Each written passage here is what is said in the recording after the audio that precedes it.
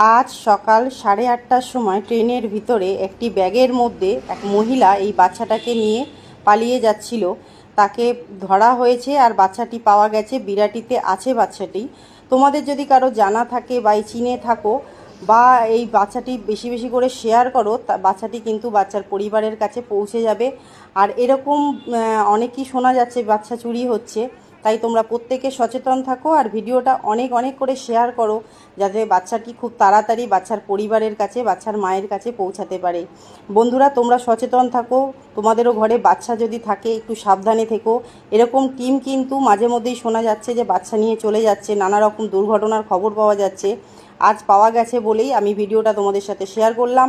তোমরাও বেশি বেশি করে এই ভিডিওটা শেয়ার করে বাচ্চার পরিবারের কাছে পৌঁছে দাও। তো চলো, আর এর বেশি কিছু বলার নেই। আজ সকাল 8:30টার সময় কিন্তু বাচ্চাটা পাওয়া গেছে। এখন আছে বিরাটিতে, বিরাটি পুলিশ স্টেশনে, নিমতা পুলিশ স্টেশন বা বিরাটি পুলিশ স্টেশন। তোমরা খুব তাড়াতাড়ি যোগাযোগ করো আর বেশি বেশি করে শেয়ার করো।